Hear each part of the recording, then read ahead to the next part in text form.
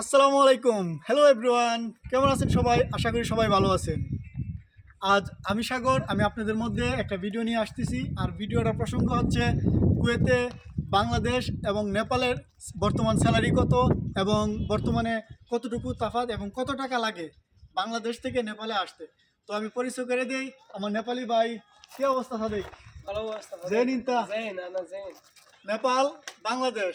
তো বাংলাদেশ থেকে আসতে কত টাকা লাগে এবং নেপাল থেকে আসতে কত টাকা লাগে এবং আমাদের দুজনের মধ্যে পার্থক্য কতটুকু, সবগুলো আপনাদের মধ্যে শেয়ার করব। তো সর্বপ্রথম পরিচয় নিই ভাই, আপনার পরিচয়টা দেন। ভাই আমি নেপালি, আমি নেপাল থেকে। আমি বলছি হৃদয় বা আমার বাংলাদেশি ভাই বলছেন কি নেপাল থেকে আসতে কত টাকা লাগে আর বাংলাদেশ থেকে আসতে কত টাকা লাগে, এটা ডিফারেন্ট। আপনারা আমরা দুজন বুঝাইতে আছি। তো বাংলাদেশ থেকে আসতে আপনি নেপাল নেপাল ভাষায় কথা বলবেন, ঠিক আছে? আমি বাঙালি, যেহেতু বাঙালি ভাষায় কথা বলবো, আপনি নেপালে কথা বলবেন। বুঝছেন? তুমি এদিক একটু এদিক দিয়ে নিয়ে আমরা দেখা যান। ওকে। তো বাংলাদেশটা আসতে কমপক্ষে কোম্পানি বিষয়ে আসতে কমপক্ষে আপনার 6 থেকে 7 লাখ টাকা লাগে। তো নেপাল থেকে আসতে কোম্পানি বিষয়ে আসতে গেলে কত টাকা লাগে? আচ্ছা, আমি কি নেপালি বললে ভালো হবো?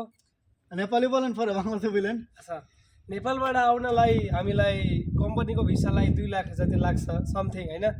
अनि 2 लाख भनेको बङ्गलादेशको थोरै भयो।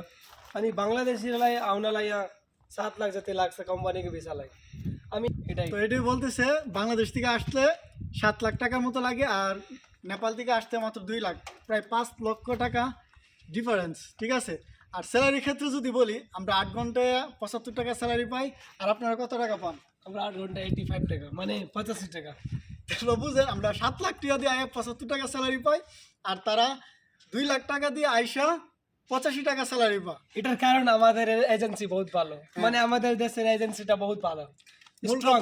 মূল কথা হলো আমরা দালাল রেবাগাবুই করি, এত টাকা লাগে এত টাকা লাগে, আসলে কিন্তু এটা না। আমরা বাংলাদেশ এজেন্সি ভালো না। বাংলাদেশ এজেন্সি যদি আজকে ভালো থাকতো, তা আমরাও আজকে 2 লাখ টাকা 3 লাখ টাকার ভিতরে আসতে পারতাম। তো বাংলাদেশ এজেন্সির কারণে আমরা দালাল রেবাগাবুই করি। আসলে ভাই, সবাই জানে কুয়েত থেকে আসতে গেলে 5 লাখ 7 লাখ টাকা খরচ হয়, কিন্তু দেখেন আমরা নেপালি ভাইয়েরা আসছে 2 লাখ টাকা দিয়ে আর আমরা 7 লাখ টাকা দিয়ে। কী কারণে আই? ওই যে কারণটা এইটাই, আমরা এজেন্সি ভালো না।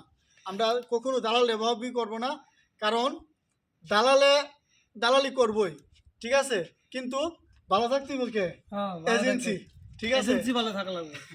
তো এজেন্সি ভালো থাকলে আমরা সবাই ভাই ভালো। এজেন্সি যদি ভালো থাকলে আমাদের এত টাকা লাগতো না। আজকে যদি বাংলাদেশের এজেন্সি ভালো থাকলে ঠিক সময় নেপালের এজেন্সির মতোই থাকতো। তো নেপালের সুযোগ সুবিধাটা কিছু বলেন। নেপালের সুযোগ সুবিধা এটাই যে আমাদের যে এজেন্সি আছে একটা ভালো মানে অফার দেয়, টাকা বেশি লাগে না, কম টাকা লাগে, এটাই আমাদের এজেন্সির একটা ভালো কথা।